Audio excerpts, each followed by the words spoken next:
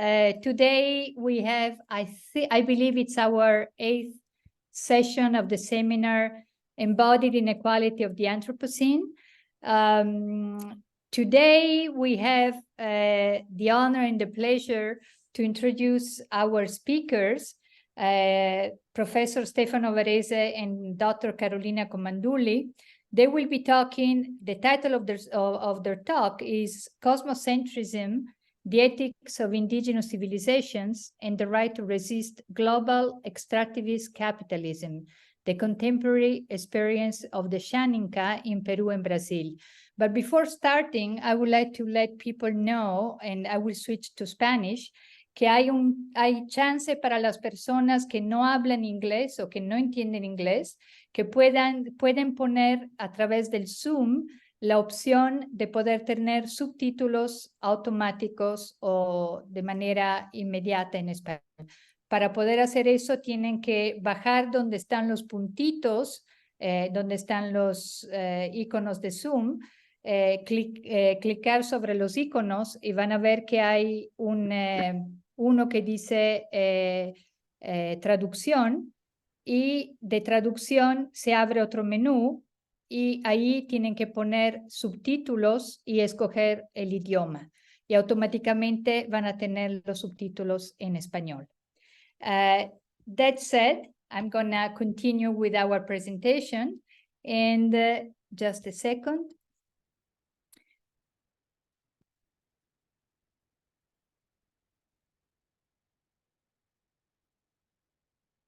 Okay, so today we will be having this talk by Professor Stefano Varese and Dr. Carolina Comandulli.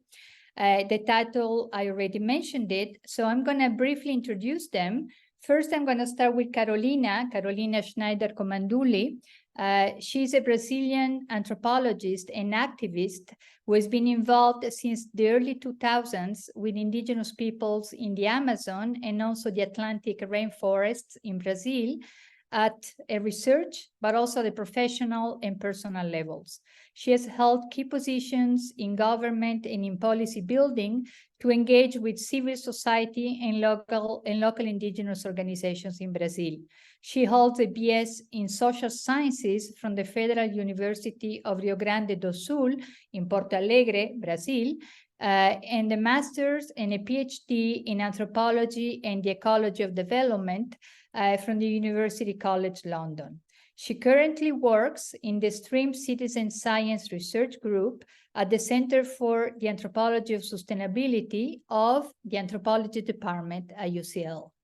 I also want to introduce Professor Stefano Varese, who is an Italian-Peruvian anthropologist and activist, emeritus professor at UC Davis, California, USA, and founder of the Indigenous Research Center of the Americas. He has published extensively books and articles in Spanish and English throughout many years of his own career. But I will also only mention the most recent publications. One of them is called The Art of Memory, which was published in 2020 in English and in Spanish. In Spanish, it's called El Arte del Recuerdo. And also he published El Bosco Civilizado, The Civilized Forest, in 2023. This is a book that just came out. He's also co-author of the book Selva Vida, Forest Life, with Frederic Affel-Marglin and Roger Rumrill, and of the collective book titled Contemporary Voices from Anima Mundi, which was published in 2020, also in collaboration with Affel-Marglin. This book is on the knowledge and spirituality in many communities around the world. In 2017, Stefano was honored with the Aide Santa Maria Medal, a prestigious award bestowed by La Casa de las Americas in Cuba. Without any further delay, I would like to start our talk, and I will give the word to Carolina, who will share a presentation with us. So we know that our speakers will talk more or less for 20 or 25 minutes, and then we will open up the space for comments and discussion. Please, Carolina. Thank you, Paula, for the introduction, and hello, everybody. Thanks everyone for attending. And I would like to thank again the invitation to participate today to Paula, and especially to Professor Stefano, who called me. I'm very humbled by the invitation to talk together with Stefano Varese, who I admire very much, and I've learned a lot during my research and with his teaching. So just to emphasize a few aspects of my bio, I think it's interesting this event is held together by two of the universities I was a student at. So the Federal University of Rio Grande do Sul, where I did my bachelor, and UCL, where I did my master's and my PhD. So it's very nice to see this collaboration. And it's been a long time in a way, like I'm not so heavily involved in academia right now. Since I finished my PhD, I'm now an honorary research fellow at UCL, collaborating with the Center for the Anthropology of Sustainability, but I'm more involved with the work in philanthropy. So as Paula mentioned, I did work in the government and also civil society, and also for indigenous organizations, and I'm currently more involved in philanthropy work, all related to the skills I've been developing, and which the academic path helped a lot as well. So, and I'm currently a mother of two, so I have a baby who is like 8 months old, and I've been quite busy with that too. So I will try to share my screen now, and I hope everyone is listening well, because I can see sometimes my screen is breaking a little bit, but I hope the transmission is good to everyone. Carolina, maybe it would be good for you to turn off your camera, because yes, sometimes your voice breaks a little bit. Okay, I'll do that. Where can I do it here? Stop video presentation, right? Yeah, your presentation is on. This? Okay, perfect.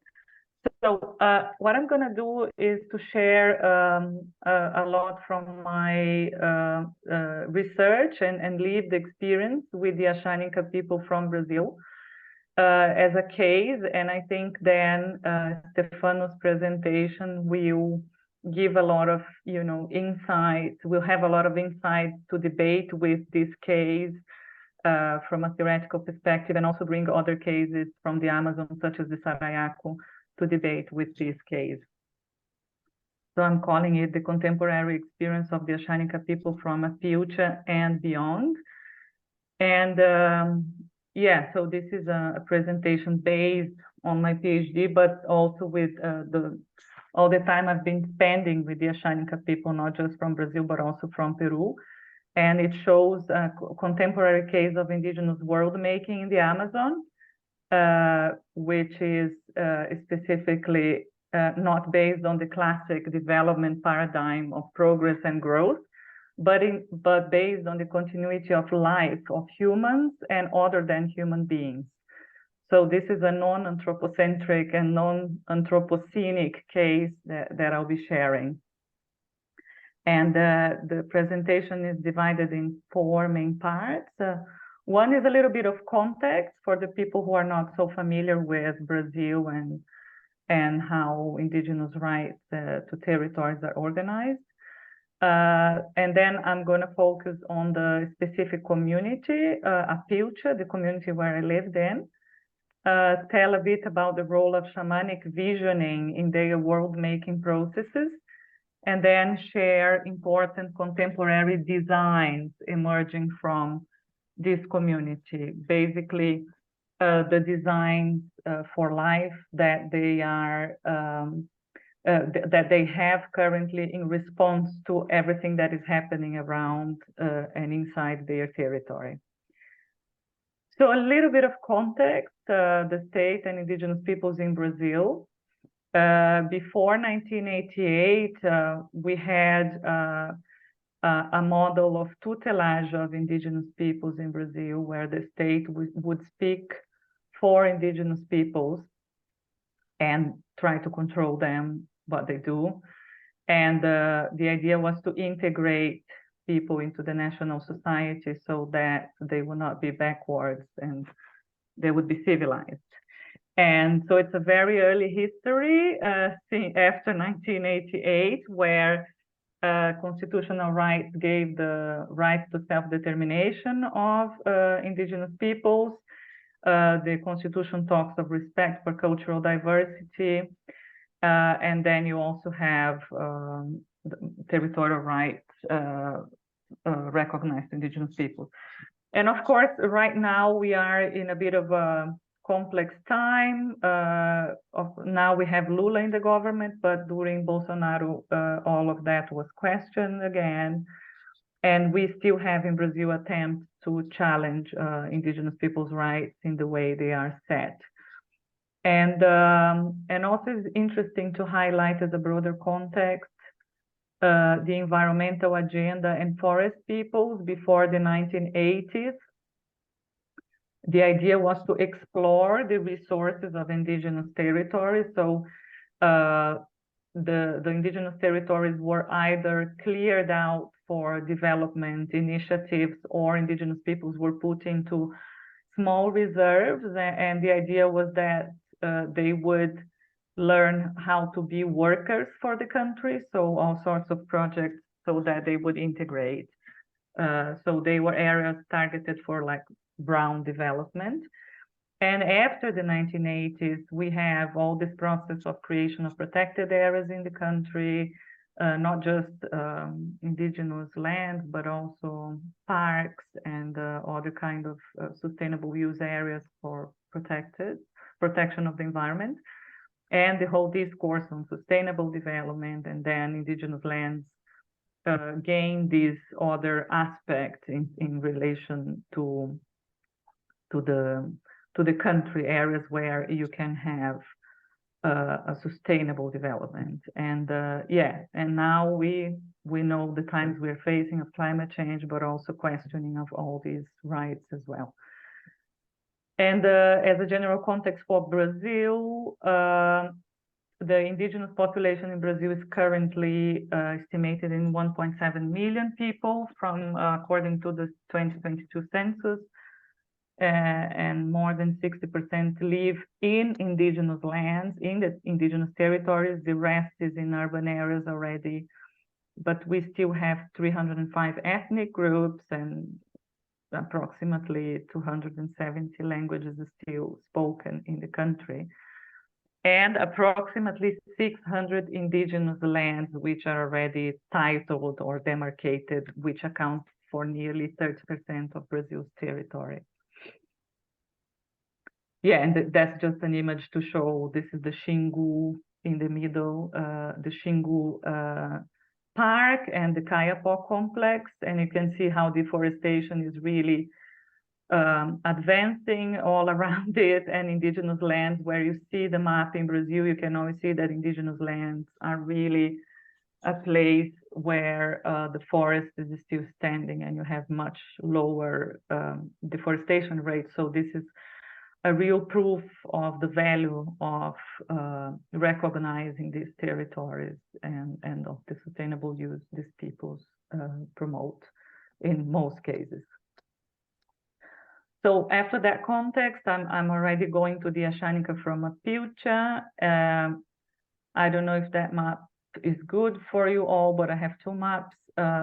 This is the small area here, which is about 87,000 hectares, is where the Asháninka people from Mapuche live in the state of Acre in Brazil, and they are right on the border with Peru. So from here to the right is Brazil, and from here to the left is Peru. So that's where they are, and in another view, you can see them here. So Brazil and the indigenous lands in Brazil, and here Peru, okay? And this is a drawing from one of the shamans from a Mapuche village. where he's simply showing his image of how, on the left-hand side, how it is in their territory, how life is in their territory, on the right-hand side, how this is outside their territory. So the Asháninka from Apilcha, so as I said, they are located in Acre, Brazil, and the population of this village is about 1,000, of this indigenous land, of this community, is about 1,000 people. But the Asháninka people, the majority of the Asháninka people are actually located in Peru, and their population nears 100,000 people. So there is just a small number of Asháninka on the Brazilian side. And the demarcation or the titling of their land happened in 1992. And as I said, their territory is about 87,000 hectares. And since the demarcation of their land, the Asháninka from Apilcha, they have been designing solutions to be as autonomous as possible from external systems of oppression, be they religious systems or market-related systems or political systems or even debt peonage systems. And they have been responding in innovative ways to the challenges of the Anthropocene. And in that, so what I'm trying to say is that this community, at the same time as it is very attached to tradition, they are very, very contemporary. And these designs that I'm calling are their ways of responding to current challenges. It's not about doing the same thing, but it's about keeping some things the same, but the other things responding in a very innovative, creative way that is attached to their value system. So one of the things that is very important in that is the role of shamanic visioning. And again, on the left-hand side, you can see another drawing from another shaman that is showing Asháninka life, the trees, and some enchanted beings across the landscape. And such enchanted beings are very important in the shamanic visioning. So shamanic visioning, I'm referring to it as a form of communication or interaction with other than human beings, which is key in the design process of their world making. And this is something that precedes rational thought and action. But a lot of what happens in the village or in this community is informed by the visions from shamans. And then it becomes a matter of discussion, of rationalization and action. So behind these behind the text in the screen, there is again another drawing by another shaman, which is showing a little bit of their visioning process and their travels across different dimensions and encounters with other beings, which through these interactions, they are informed, they have visions on how to act here. And on the left-hand side is one of the shamans, his name is Moisés, and a couple of quotes from him. The role of dreaming or visioning, he says, our life is a dream. The dream is a continuity of our life. We also dream awake with the continuity of our life. What is happening here is the continuation of our grandfather's dream, who was a shaman. Here we are, his grandchildren, accomplishing what he thought, guaranteeing the continuity of our people and constructing the best path to all of us. Our life is an enchantment. What we live in Apilcha is all beforehand lived in the world of Camarampi. Camarampi is ayahuasca, and the Asháninka people have been using ayahuasca. Well, it's at the beginning of their history, so they have a very strong relationship, and ayahuasca facilitates the visioning process. So there is a history. Sorry, Paula, how far am I? Because I just get very very involved in this story. You still have like 7 or 8 minutes. Oh, okay. So yeah, there is a history behind the contemporary life in this village, which was also the marriage of Antonio, who is the young guy in the picture and is the current chief, and Pichi, a white woman at the left. She's also a forest dweller, but from a rubber tapper family. And the elder is the grandfather, Samuel, who was a shaman and who started this visioning process that Moisés was talking about. And this marriage was very strategic as it brought important skills to this community related to understanding the outside world. So their principles, their values are basically union, putting the collective above the individual interests, collaboration over competition, the centrality of knowledge exchange, non-subjugation to external systems of domination, so keeping to the tradition, and valuing life, human and no other than human life, above political, economic, and individual interests. A lot of these principles, a lot of these values come also from the teachings they have with ayahuasca and other plants. And finally, I'm going to highlight a few of the designs that a few of the contemporary designs for autonomy that emerged from Apiucha village. One of them was to change the way they organize themselves in space. So the Asháninka people usually live more scattered in the landscape with the nuclear families or extended families, but in Apiucha, they created a single village close to one of the borders to control access, and the fact that they are all together in that village helps with their community organization and with the territorial protection. They also created an association to represent and defend their interests in the outside world. They created in the late 80s a cooperative, an Asháninka cooperative, to break with the debt peonage system. So before they would work for loggers, like in exchange of a pack of salt or to debt.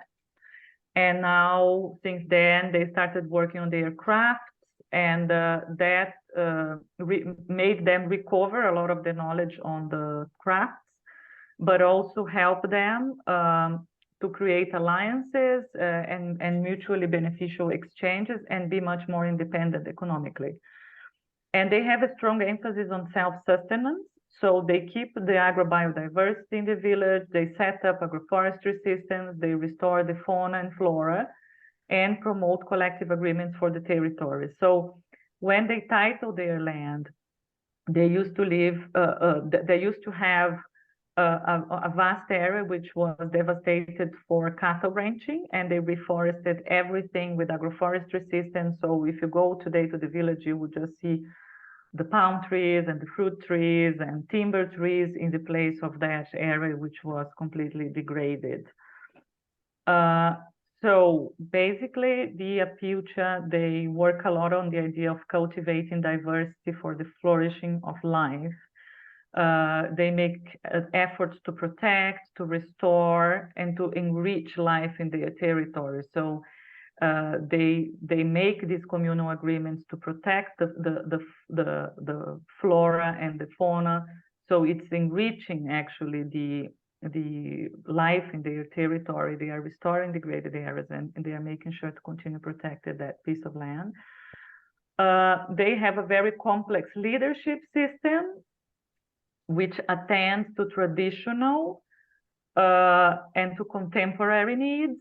Their leadership type resorts to persuasion, example, and advising.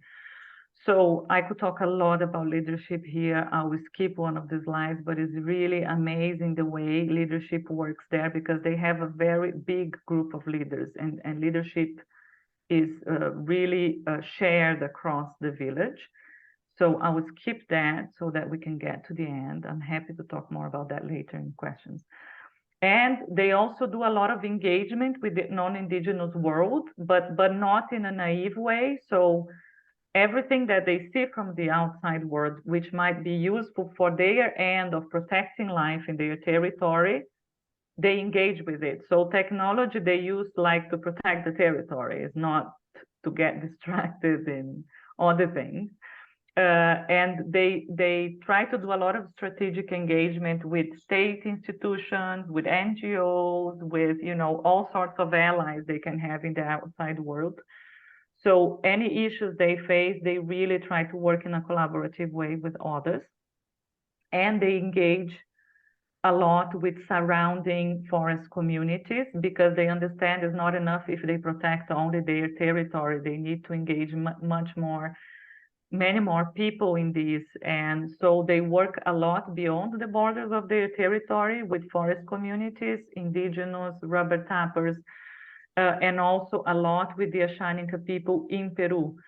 So I will head towards the end of my presentation to tell the story of these one of the works they developed with the Asháninka from Peru, which is about seeking to protect the sacred sites of the Asháninka people, the ancestral sacred sites. And all the sacred sites, they are located in Peruvian land, and the Samuel, the shaman, the grandfather, has always told the current shamans about these sacred spaces and how important they were to the Asháninka people. But as the young generation was born in Brazil, they have never been to these spaces. So one of the shamans had the vision that he really had to go to these places and see how they were, if they were protected, what was happening to these sacred spaces, which are many in Peru. And then in 2015, we did the first expedition to the sacred sites, and we joined forces with other Asháninka communities in Peru from very, very far from this village where I lived, and who were already experiencing a very strong colonization process. And since then, this process has touched the hearts of so many Asháninka people and also Arawak people. And when they got back to these spaces, most of the sacred sites are currently threatened by mining or road building, but they were no longer in the hands of indigenous peoples. But when the indigenous peoples go back to these spaces, they start remembering the stories, they start sharing the importance of them, and it really, in a way, re-energized a movement that is growing within, many Asháninka people who have participated in that. So in 2017, there was another exchange, in 2018, another one, and then 21, 22, and this is going to continue. And this is igniting again a sense of on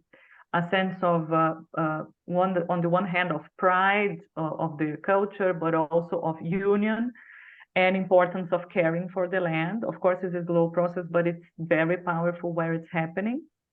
So this is just one of their strategies to work with the indigenous peoples beyond their territory, but they are also connecting, this is to finalize politically in the region. They have created a big binational movement, not just with Asháninka people, but with Amawaka, Jaminawa, and the indigenous peoples who live across Peru and Brazil in this Juruá River region, so that they can give visibility to all the threats this region is suffering, and they are gathering a lot of support and allies. So this area, which is a bit remote and not very known for outsiders, can actually have attention, because right now it's quite threatened for many reasons. So that's that was quite a lot, and I'm happy to share more, but I'm sure Professor Stefano will have a lot to add to it, and I'm very grateful for your attention. Thanks a lot, Pasonki. And over to Stefano.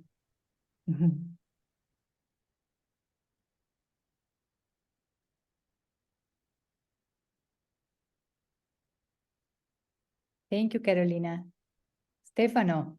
Sí. ¿A dónde estoy? Avero, Carolina. Pasonki. My goodness.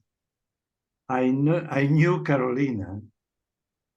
I knew what she writes, what she says, but every time she talks, she brings back a wonderful world of hope and optimism.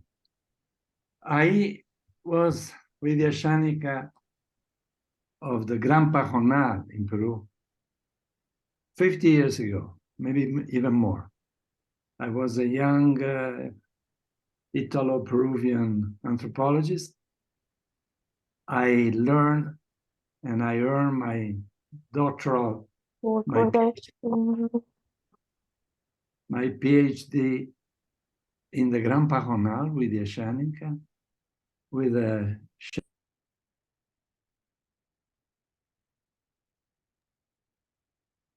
Stefano, you muted. Open your mic. I'm sorry. Let's start over again. No, we just missed the last minute. You closed your mic in the last minute. The last 30 seconds. Okay, so I was mentioning that I learned from Pochano and ayahuasca a few valuable ideas of the Asháninka, and then I kept learning from other indigenous people in the Amazon, in the Andes, in Mesoamerica, in Mexico, and so on. What I began to conceive, what is the worldview? What is the cosmology, the conception of life, death, continuity in history of the indigenous people? And I came up with this new term that is very, a little bit too academic probably, of cosmocentrism, which is another way of speaking of hylocism, that is to say, the idea that everything in the universe has life, that life is present even in quantum physics entity, that life is present in particles, in waves, life is present in water, in air, in the universe. And that is something that the West, the European West, and the West in general, lost with the with modernity, when scientists decided that matter is the only thing that is relevant, and that everything is matter, and everything can be manipulated, managed, used, sold, bought as merchandise, as commodity. That tree, water, air can be turned into commodity. This is what modernity has done by desecrating the universe, desecrating life, desecrating humanity, animal, trees, plants, etc. What I learned instead with the Asháninka 50 years ago, and I kept learning with conversation, analysis, so to use a vulgar term, study of other indigenous people, is that there is life everywhere, and there is energy everywhere, and there is spirituality everywhere, and that to lose track of this mystic approach to life is to begin the process not only of desecration, but the process of destruction. And here we are now. We have destroyed and keep destroying the environment. We have destroying and keep destroying life. And we refuse to accept the knowledge of our ancestors, not only Western, Judeo-Christian, Muslim ancestor, but also indigenous and especially indigenous ancestors. So that has been my activity, intellectual activity, and teaching to young students here in California mostly, and also in Mexico. My teaching about what can we learn from the indigenous people. But let me say a few words, add a few words to what Carolina, beautiful Carolina presentation has done.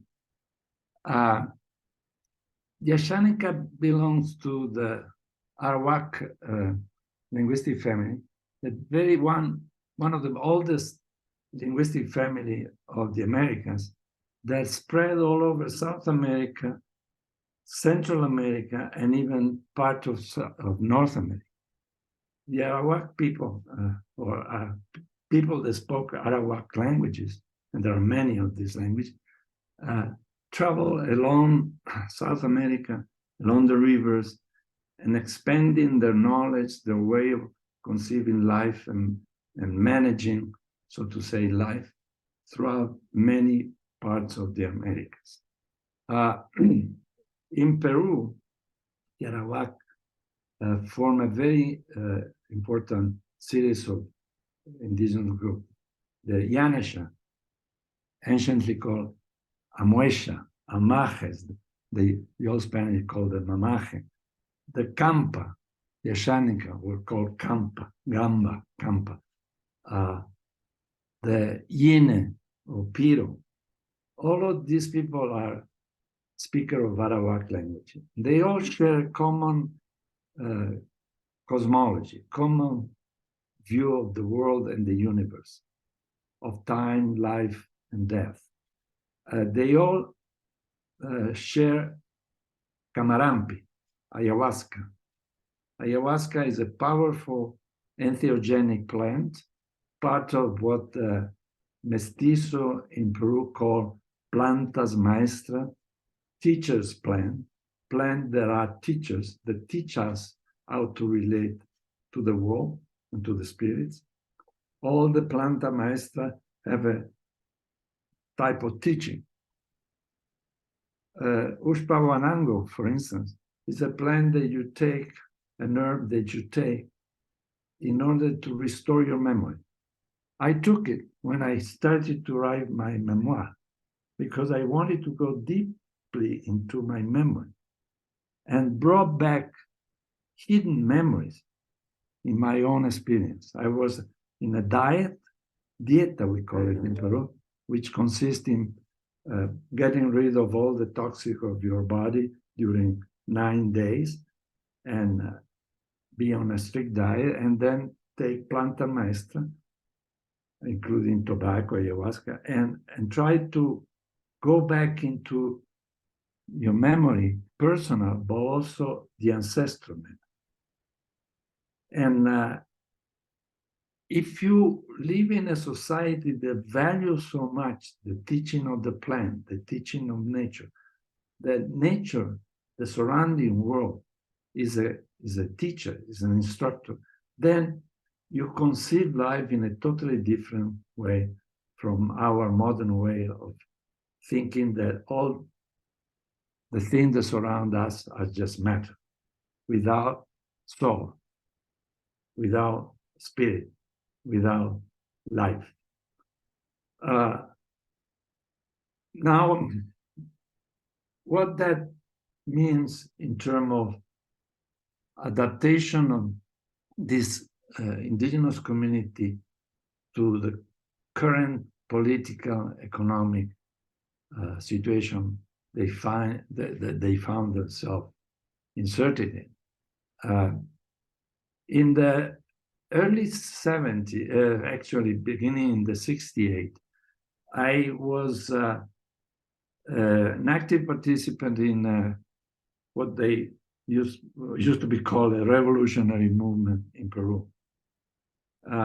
For 5 or 6 years, I was active in trying to return land and autonomy to the Amazonian indigenous people.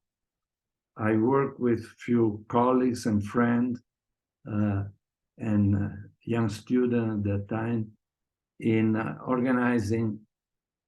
trying to organize and mobilize indigenous people into conferences, meetings, seminars, all sorts of social activity, making them aware that there was an opening for them to recover some of their territory. So we went back to the ruling government at that time, a revolutionary government, open to progressive ideas, and demanded that some of the most important territory of the indigenous people would be returned to them as collective and communal property. We didn't achieve the final goal of restituting large territory to the Asháninka, the Yamasha, the Aguajón, the Shipibo of Peru. But we were able to create a new formula of land reform, so to speak, creating the term comunidad nativa, native community, and assigning to each group of family or lineages a certain amount of acreages of land.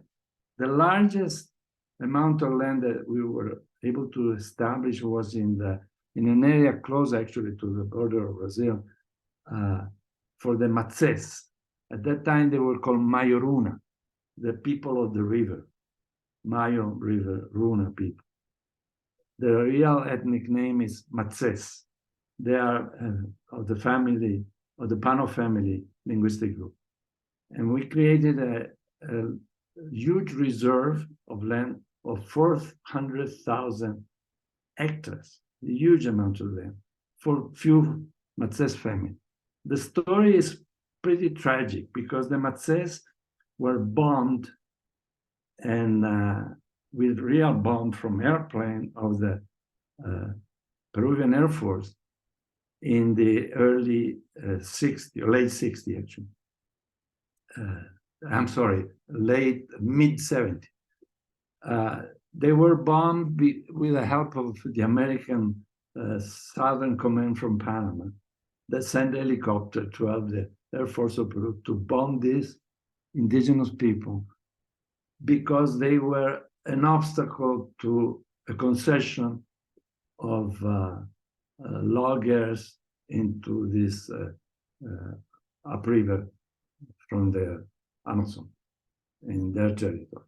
So I visited them with my wife at that time, Linda, and we talked to one of the survivors of the bombing, an older mestiza lady that spoke a little bit of Spanish. I didn't speak Matzés at that time, obviously. And she told us the story of the bombing and how they sought refuge in the middle of the jungle. They had to abandon their cultivated field, etc. And the story is a kind of synthesis of the history of many of the indigenous groups, that they have survived atrocity throughout 500 years or more years of land occupation by colonists, by European, by mestizo, by newcomers, and now by corporation and oil exploitation and other industrial exploitation. Survival by adhering, by being loyal to their own way of conceiving life and their own way of reconstructing constantly and adapting their culture using ancestral knowledge, not abandoning ancestral knowledge, but renewing and updating, so to say, ancestral knowledge. So what Apusha is doing, the people from Apusha, the Asháninka from Apusha are doing, is really a symbol, a metaphor of what other indigenous groups are beginning to do all over the Amazon. One incredible and beautiful case is the case of Sarayaco. Sarayaco is a community of approximately 1,700 people in a large primary forest in Ecuador on the edge of the Bobonasa River, which ends up in Peru, in the Marañón, and eventually all the way to the Amazon. And this community was lucky enough to win a famous legal case against the government of Ecuador at that time, 20 years ago, and oil companies that had gone into their territory without informed consent and destroyed large tracts of their territory by putting explosive all over to test if there was oil under the soil. So they won the case to the International Court of Human Rights of the OAS, the Organization of American States, and they got some money. And with that money, they reconstructed community in a wonderful example of adaptation, very similar to what the people of Apusha are doing, the Asháninka of Apusha are doing, into a new Quechua community, adapted to modernity, but solidly rooted into ancestral knowledge and ancestral conception of life and cosmology. So they have documents about that. They have a philosophy that is written down. They teach that to young people, young students in the school. They have college, secondary school in their own community. They are totally isolated. You can only access the community by boat, hours of speedboat or motorboat upriver there, or by airplane, small airplane, that they own. They have 2 small airplanes, Cessna. They pilot their own airplane. It's very funny when you fly with an airplane, excuse me, you have a pilot that speaks Quechua to a control tower and speak Spanish to us sitting nearby, and sometimes break into English too. So this is an incredible view of what indigenous community, Amazonian community can become. Modern, adapted to modernity, but with substantial, fundamental indigenous knowledge and way of doing things. Maintaining the ethics of the cosmocentric view, maintaining the principle that everything that is surrounding them, from neutron to stars, as life and as teleology, directionality. What Taylor de Chardin, the theologian and geologist, was affirming about at the end, what is the march of so-called evolution is conscience of every entity that exists in the universe, a march toward full conscience.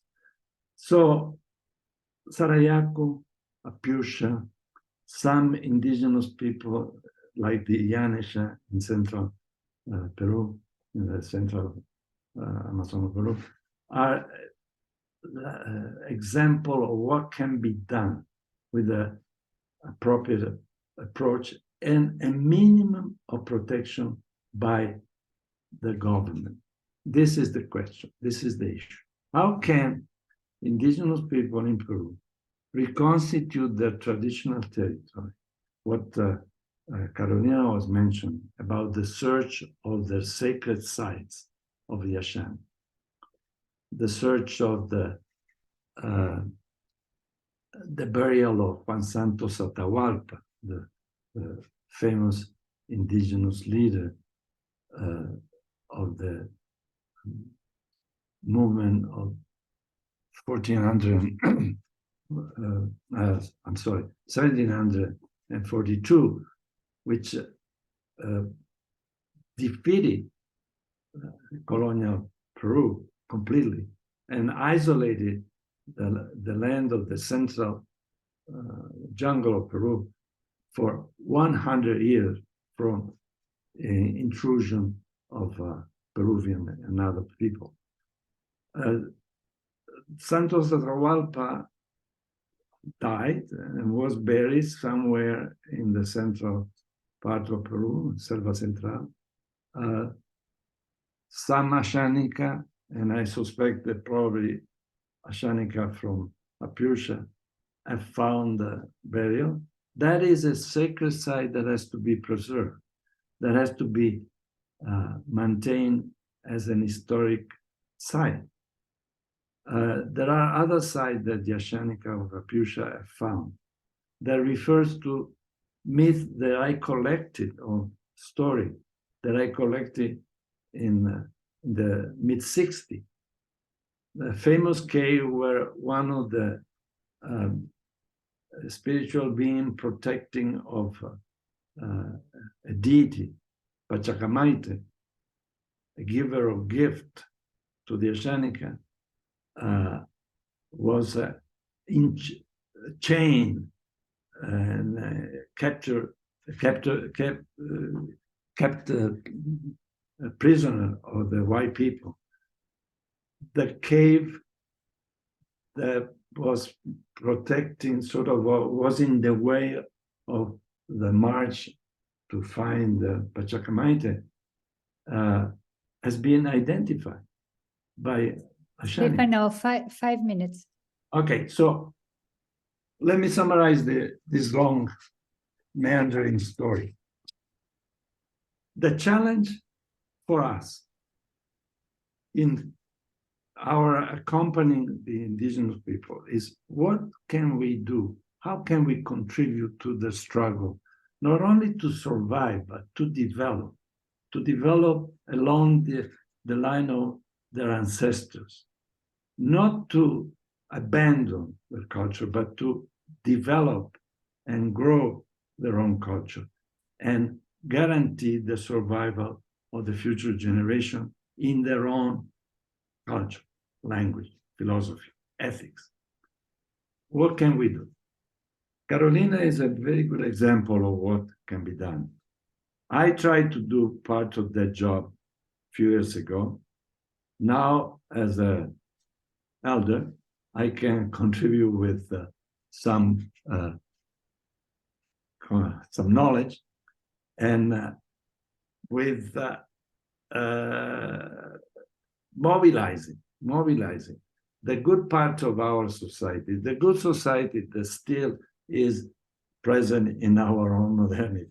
There is a little bit of good society in our own world, modern world, to support this struggle and to help this community to keep developing and keep creating form of civilization. What we are witnessing with the Asháninka and all the Amazonian group is a millennial form of civilization that I call, with the title El Bosque Civilizado, a civilization based on the forest, a forest civilization, Bosque civilization that is millennial, that is very very old, and that has been accumulating knowledge and wisdom, and that is now expressed in this new form of contemporary ethno-political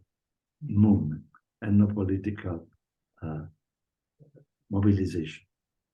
What else could I add?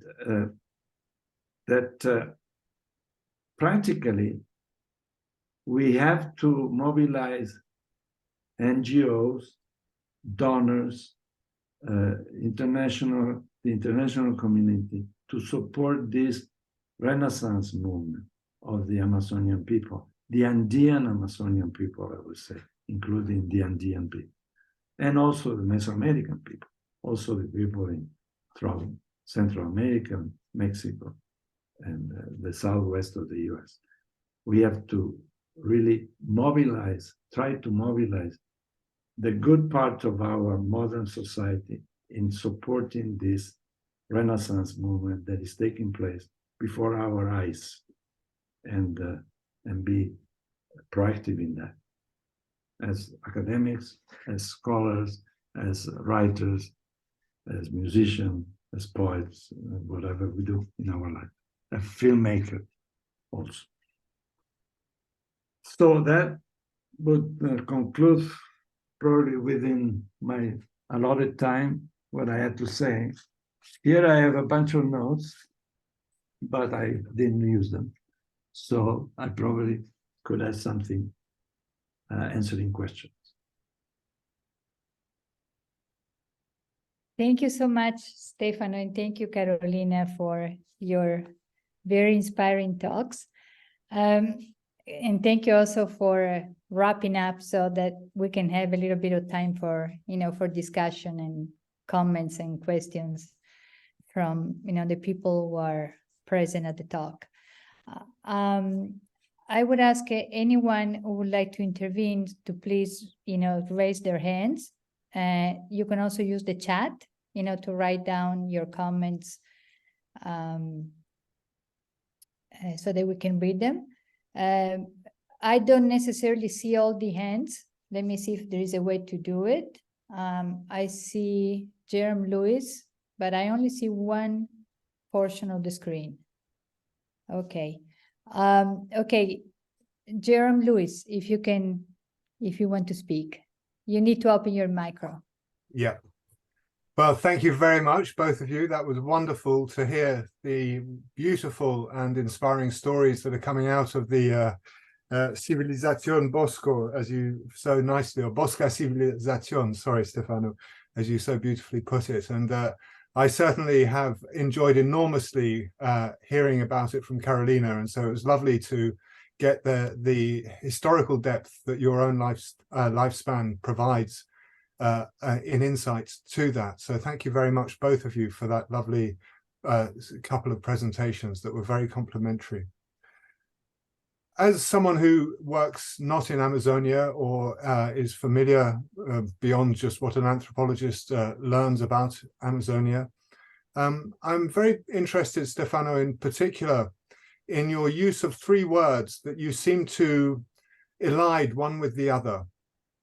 And in particular, you talked about soul, spirit, and life almost interchangeably. And so what my question really would like you to do is to explain a little bit more precisely how you understand those three words, or how you understand the way Amazonian societies understand those three words. And then perhaps if Carolina, you'd like to add something, I'd be very interested also to hear from you. And I think, of course, these words are very much debated within modernist cosmologies. And so I think it's really important to have a better understanding of the different ways that Amazonian Bosca civilizations are using them to explore and understand the nature of being, the nature of life, and the nature of time. Thank you.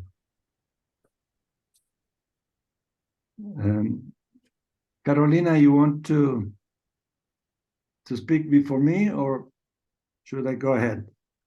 You can go ahead. Okay. Wonderful question. Very provocative, Jerome.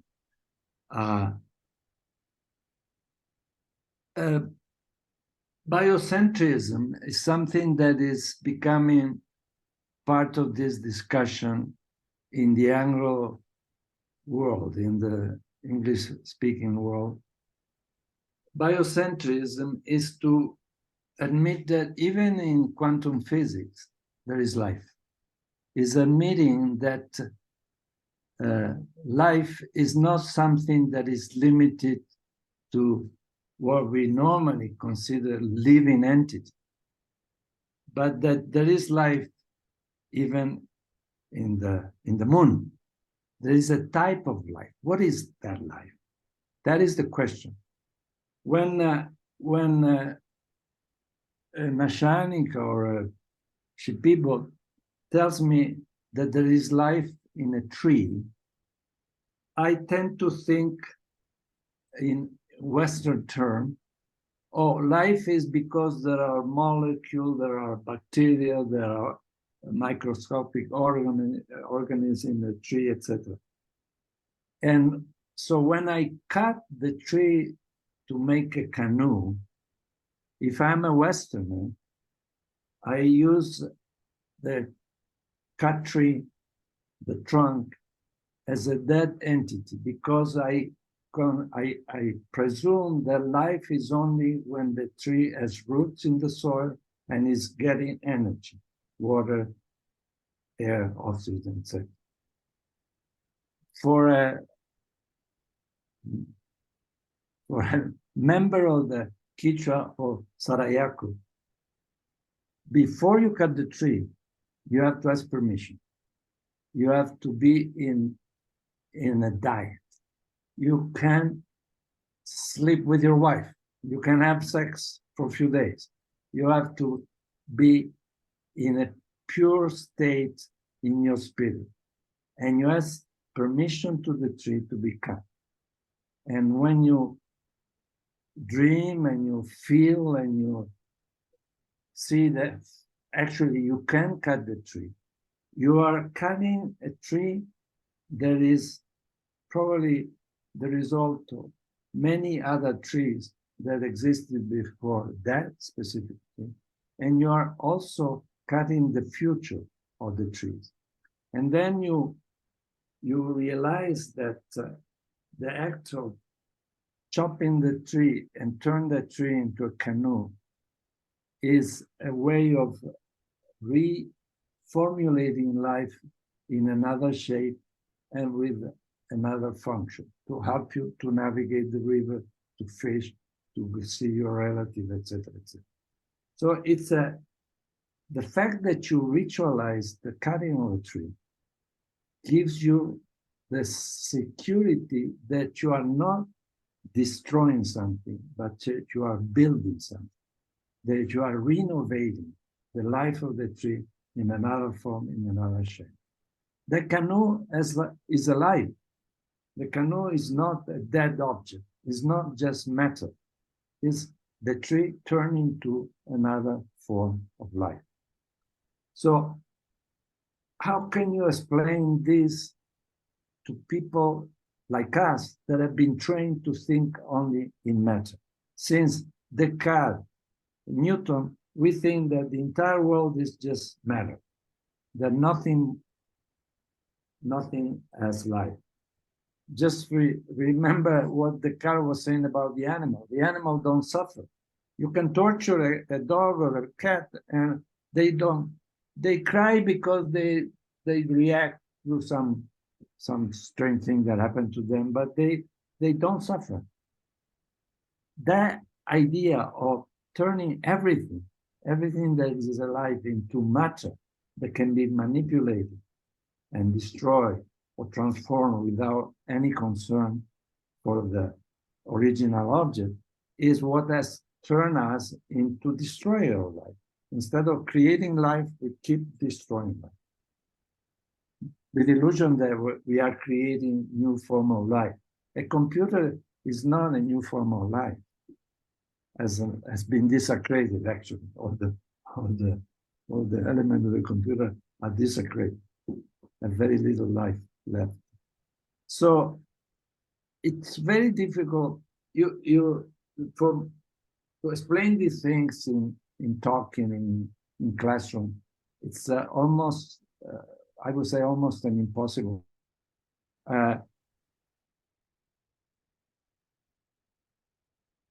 Ecotropic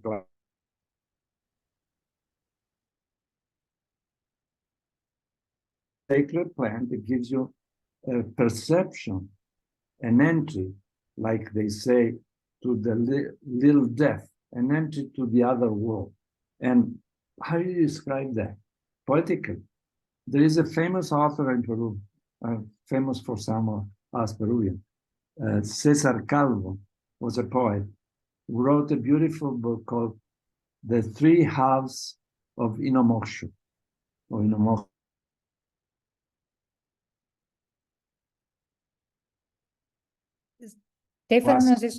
Stefano, te estás inmovilizando. ¿Puedes quitar la cámara? Porque creo que tienes problema de conexión. Perdón, quito la cámara.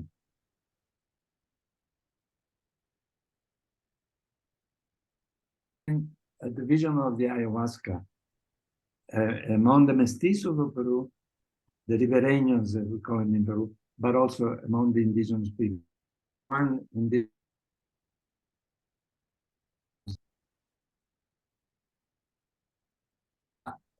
Stefano, yes. no, casi no te escuchamos. Va y viene la voz. A ver, algo se está perdiendo en mi... A ver, ¿me escuchan ahora? Sí. Ok.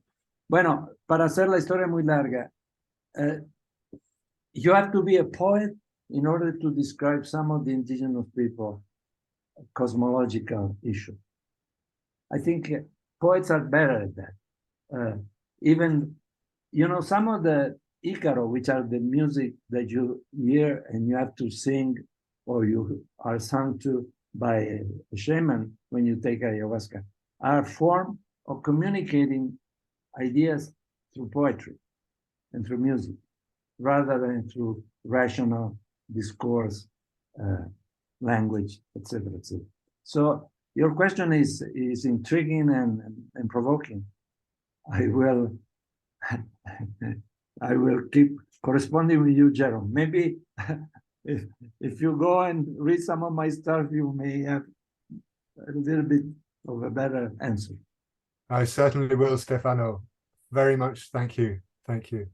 Carolina, would you like to add a few things? There are other Yeah. people who would like to intervene, so maybe we should try Yeah, to keep it I'll short. I'll keep it short. Well, Jerome Lewis has been my forever supervisor. So since 2006, when I started my master's, he was my supervisor. I used to work with the Guarani, and then in the PhD, and he always comes with this question. I haven't answered properly up to this date. But also because we live in middle of translations from our own languages. And, you know, even for us, if I use spirit, espírito, Portuguese, English, German, then, you know, it may mean different things. But when we think about the indigenous or the Asháninka indigenous, what we're trying to say with that, that everything has life around them, spirit. It relates, it means in a way there is agency around them. It's possible to communicate with other forms of life. It's possible to relate, and that your existence, our existence, their existence is negotiated. So it's not that we can only communicate between humans. We can communicate with what surrounds us, and what surrounds us also have intelligence, have agency, and they know languages beyond our own spoken language, and they are able to process this communication. So if that adds a little bit to the answer, and I will let the other people ask their question. Thank you. Beautiful. Okay. Thank you very much, Carolina. There are two people who raised their hands, and also there is a question in the chat. So I'm gonna let Priscilla and then Simon, please, if you can make your questions or comments short, and Stefano and Carolina, if you can keep track of what they will be, you know, commenting or asking you. So we can let first Priscilla and then Simon, and then I can read the question on the chat. Please, Priscilla. Yes. Hello, good day. Thank you for your contributions. I'm just want to ask, please, how the cosmovisions, las cosmovisiones indígenas, how can be an alternative in this development model? That's all. Thank you. In the development model, is that correct? Yes, that's right. Thank you, Priscilla. Simon. Yeah, hey, thanks for the talk, first of all.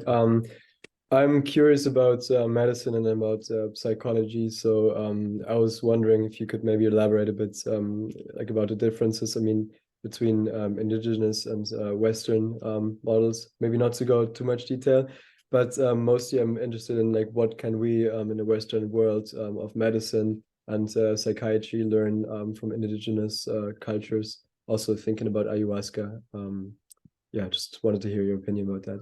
Thank you. Thank you, Simon. And I'm going to read the third question to you both. It says from Juan Pablo, thank you both for the interesting talk. I'm not able to unmute, so I'm going to ask the question here. I have a two-part question. The first one is, if you could please talk about the different ways that indigenous people like the Asháninka resist pressures of extractivism and colonialism, especially strategies that foster community cohesion. And the second question is, if these strategies have changed over time, taking into consideration the current climate of threats to land defenders in Latin America.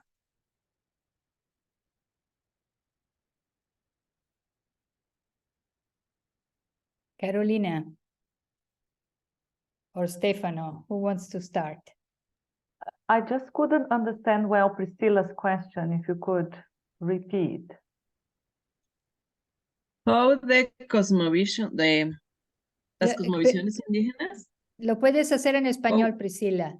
sí, ok, gracias.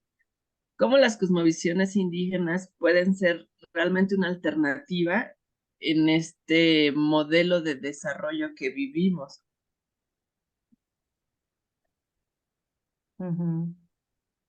De acuerdo, puedo, quizás, Carolina, ¿quieres que yo agarre esa? Sí, puedes empezar. I think we speak English, right, Stefan? Ah, sí. Sorry.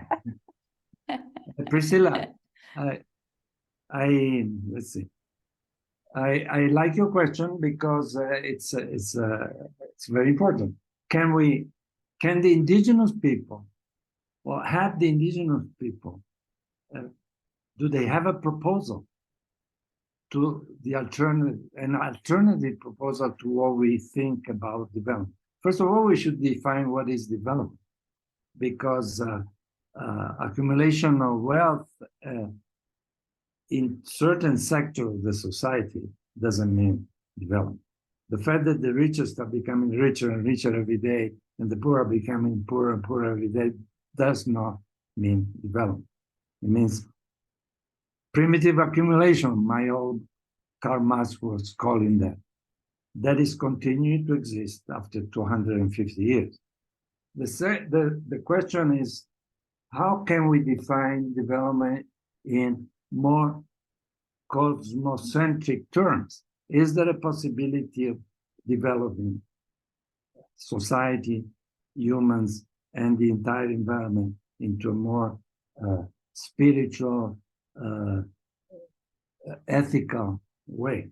Yes, there is. The example are microscopic now, Apurcha, Sarayaku, some of the Waorani people, Shipibo people, etc., Yanesha. Microscopic, given the vastity of the Americas and the vastity of Peru and Brazil. They're just spots in a sea of underdevelopment, in a sea of total exploitation of the environment, total exploitation of the people, etc., etc. Destruction presented as development. That is not development, that is destruction. How can those few examples brought to a larger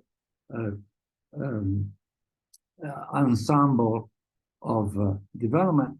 It's possible by organizing politically these people. That is to say, the Apurcha people, the people from Apurcha, are trying to organize themselves with some people of the central Selva Central of Peru and share project together. In our old attempt many years ago to create the Indigenous Federation and Confederation in the Central Amazon of Peru, in the Amazon of Peru, we propose the creation of federation of people. And actually now there are a couple of organizations in the Amazon of Peru. There are federation of tribes that are seeking to develop larger territorial community in larger territory in in a common way of perceiving and conceiving development. So it's a challenge, and we social scientists that we are involved in this should contribute with some ideas, and some examples are already existing development. It's definitely a possibility. Carolina, you want to add some, because you have the experience of Apusha, which is excellent. Yeah, no, I mean, development as we have today, as progress and growth and profit-oriented, is destroying the planet. Some people cannot properly see it, perhaps, but we already have all the reactions of the planet as a living being, and it's, you know, it's going to get worse and worse.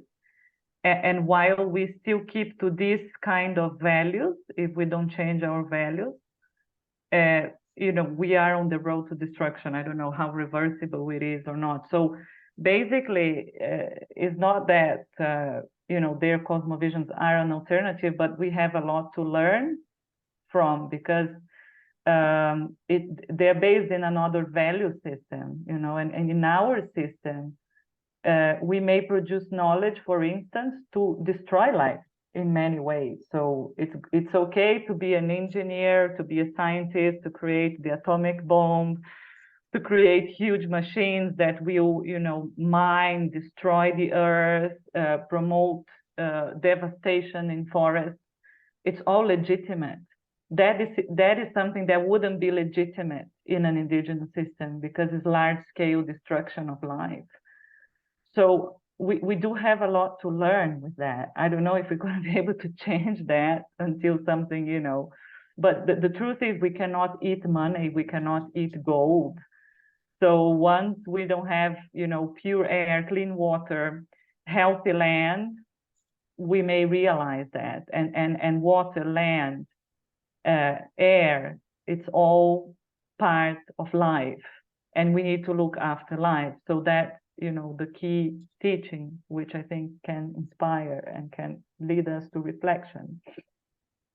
And if I can jump into Juan, I think, question, the different ways that indigenous peoples resist pressures of extractivism and colonialism, I would say the Asháninka case is as trying to be as autonomous as possible from the outside. So as I said, trying to produce their own food, really protecting their territory that gives the basic for their existence. And what fosters this community cohesion, from my experience, I lived for 2.5 years with them. One thing that fosters a lot of the cohesion is community meetings, is dialogue, is constant dialogue, is not forgetting the history, because the leaders would always recall the history when they almost lost everything, and when they turned the history into their favor. So they always, when they start a meeting, they recall history. And the other thing is keeping ritual. The rituals are very important for that cohesion. And the current climate threat and how that impacts, of course, they are in a more fragile position right now because of climate change and everything that is happening, you know, advancing extractivism. But the way they are going about it is like seeking more and more collaboration. They understand that they need shared knowledge with people from the outside as well, and that will help protect them. And they also need to learn the enemy's strategies. So a lot of these leaders, they occupied positions already in government, in, you know, in the state, national, local level. So they understand from the inside what is the logic operating outside their territory, and try to respond. I can see it's cutting. Sorry, I might just stop my video. I hope you were able to listen to those answers. And I know there is still one question about ayahuasca and medicines and what can we learn from those medicines to the field of medicine and psychology. Stefano, would you like to start that? Yes, Simon, your question is about indigenous medicine and the use of plantas maestro, teacher's name. There are some recent studies, recent writings that are important. I would mention one that I just discovered recently is by a Peruvian person that is married to a Shipibo woman and has been adopted by the Shipibo community in the Pucallpa area of Peru. He has written a book called, I forgot the title, but I know the name of the author, Pedro Favaron. You can look online. Favaron is spelled F-A-V-O-R-O-N, Favaron, Pedro Favaron. He has written a book about his experience learning from the abuelo shaman how to heal.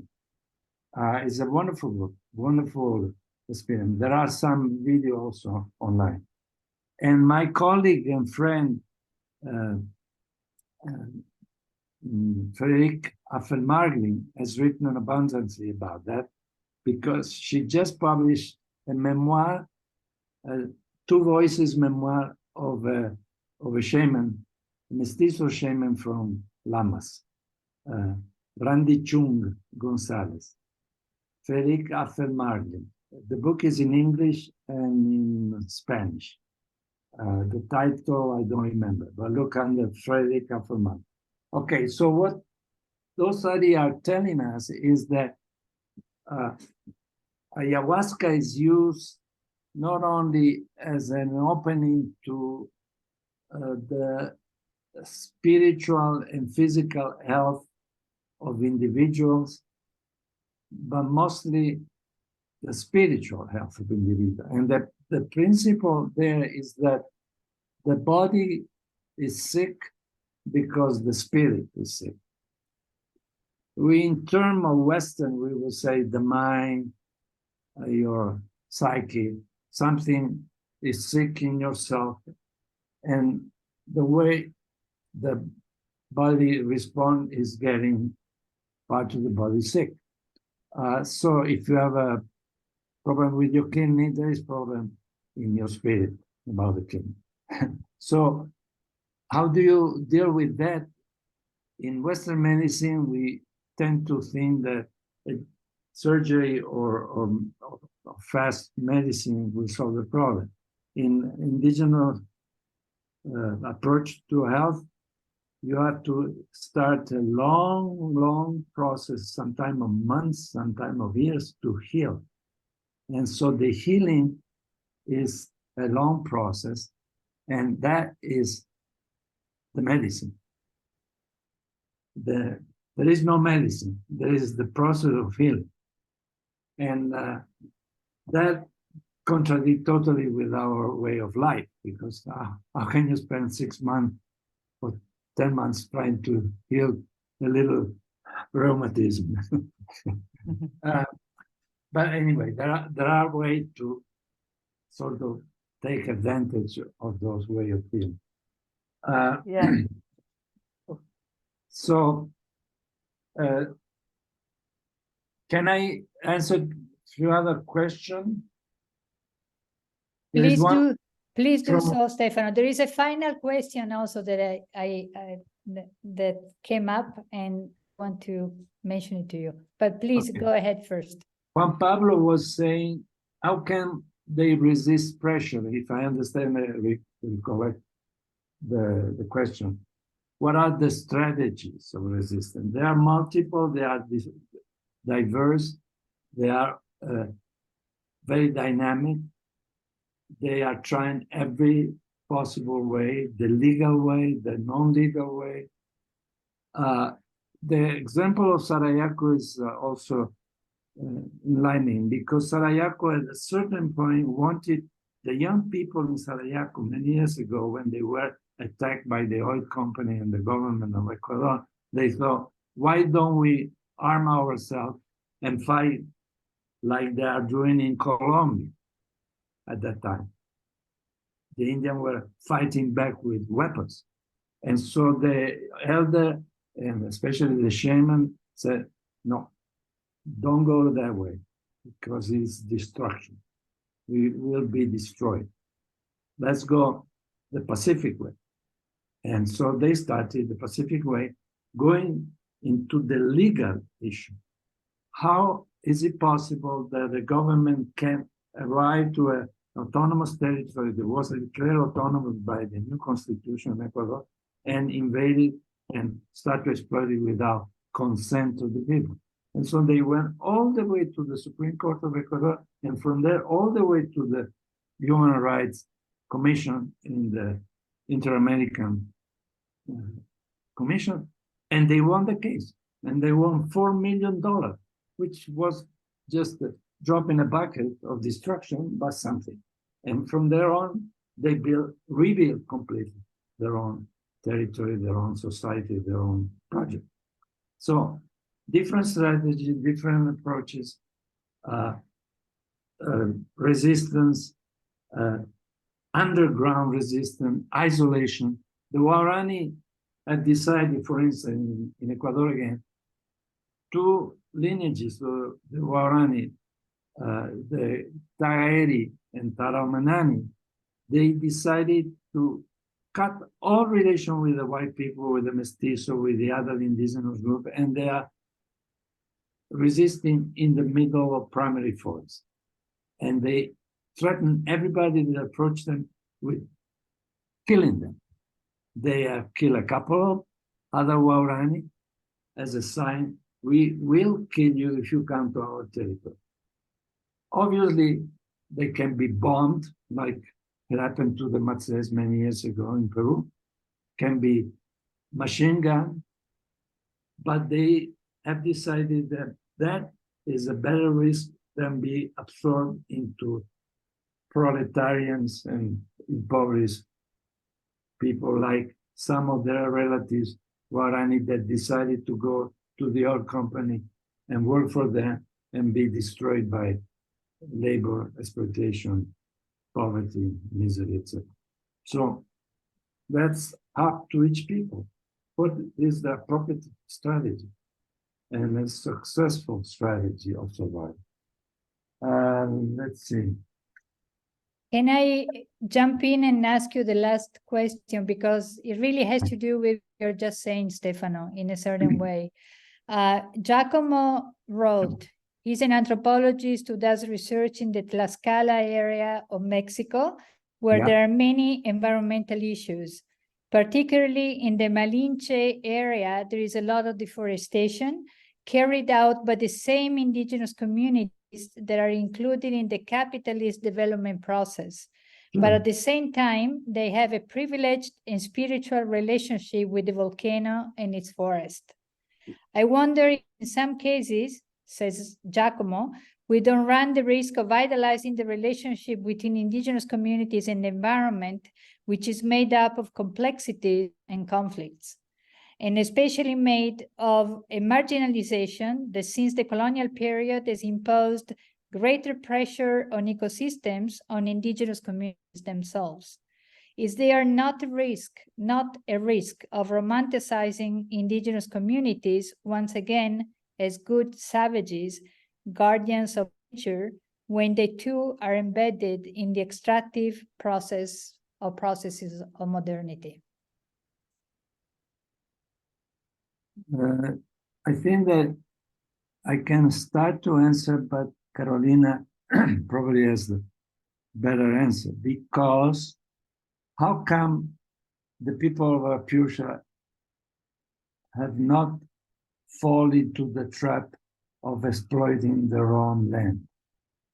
And I can extend the question, how come the people of Sarayaco have not fallen, like many other people in the region, to think that by falling into the market economy, the capitalist model of exploitation is the solution to their survival, or is a way of survival.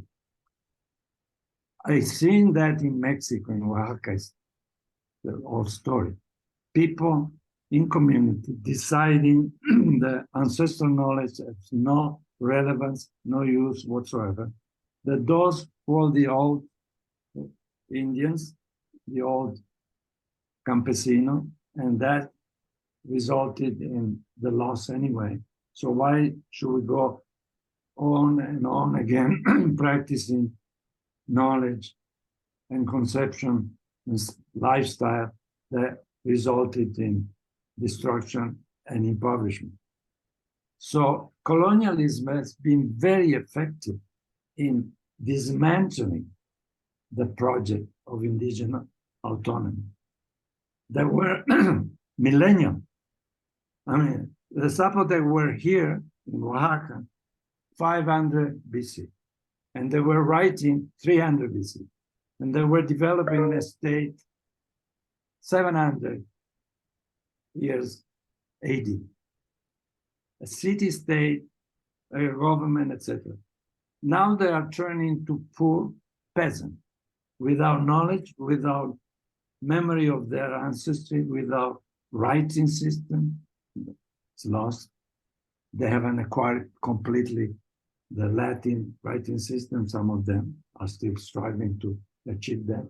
And so that story simply demonstrates the success of capitalism and colonialism and neocolonialism and all the ism that we want to put in our mouth, but does not demonstrate the unsuccess of the alternative, which is to stick to the knowledge and the practice of the ancestor and fight back capitalism with the knowledge of the ancestor.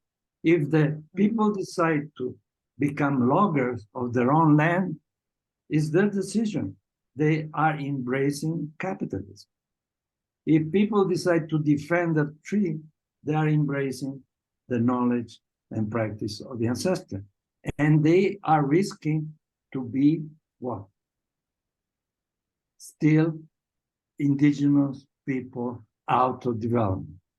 But if they decide that development is a better option, then they have to abandon their practice and their knowledge and embrace the new knowledge, which is all tree is matter, all tree is commodity.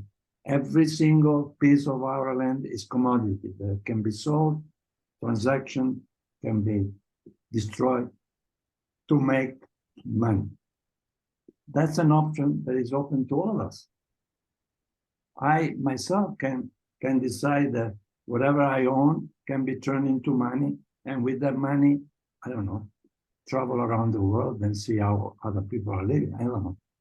Everybody has a decision to make regarding their own personal development or non-development.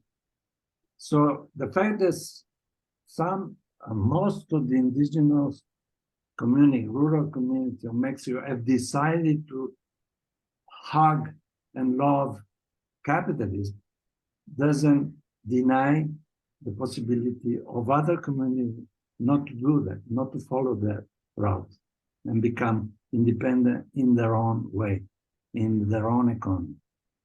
Moral economy was called a few years ago by the British author. And the moral economy is an economy that puts value not in money, but value in values. The values are the values themselves. So I don't have any better answer. Maybe Carolina can add some common sense. Yeah, I'll add and wrap up, but I don't think we are painting a picture of the good savage. I think we brought two examples here, which are quite remarkable, which is Tarayako and Asháninka from a future, but it's true, and I agree with what Stefano said. And I see that, especially from my experience in Peru, the way colonialism works with communities, how the state organizes the education system inside villages, really imposing nationalism, for a long time imposing the language, the Spanish language, and also imposing a leadership system over the indigenous organization that doesn't recognize indigenous values. So to be a leader of a federation, you need to read, write, and have a series of skills and be in power for X number of years. So you really impose a shape of a kind of leadership, which is not the true indigenous leadership, but then you empower people who sometimes are already sold to another system. And then you create all sorts of problems out of that. So it's not that every indigenous is like the noble savage and but I can see that the communities, the individuals who stick to their knowledge systems, which means practice knowledge, practical knowledge, then you can see a difference. But of course, all sorts of, state and religious pressure for indigenous peoples to change those systems can have that kind of consequence. And just to add, sorry, and to wrap up with the ayahuasca discussion, I just want to say that it's always complicated to talk about ayahuasca because people may think, okay, I'm going to take ayahuasca and that I'm going to be healed and I'm going to be enlightened, and that's not the way it goes. So these indigenous communities that have been using for millennia, they actually developed a way to communicate properly with these beings and with the plants, and there is a series of steps. There is an ethics behind this process that is important to follow, and it's a very complex knowledge. So of course everybody may be able to access or take ayahuasca, but it doesn't mean that just taking it will solve things or will give you enlightenment. But I can assure you that the Asháninka people, with the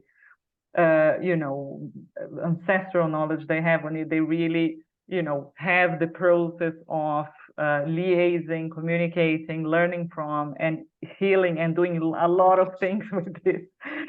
So it's a bit of a, it's a huge topic. I mean, I'm not going to speak more, but it is really a very complex topic. And thanks everyone for listening. I hope you enjoyed it.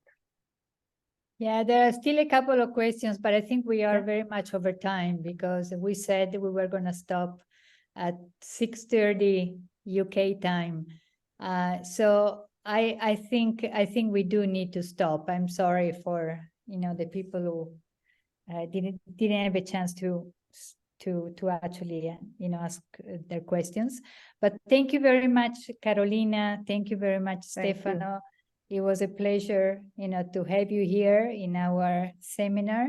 And I'm sure, you brought to the table some of the topics that we discuss within our group on and off all the time. So thank you so much for bringing, more food for thought. And we're going to keep it, with us. And thank you very much. And I'm saying that in the name of our entire team. Okay, thank you so much. Thank you to Sarah, Janie, would you like to say a few things, or Gabriela or Ivana from the group? Just to thank Carolina and Stefano. It was wonderful, really wonderful, and really contributed a lot, I think, to our discussion. So thank you. Only to say thank you as well. Brilliant food, really good food for thought, as you say. Great. Thank you. Thank you so much. Thank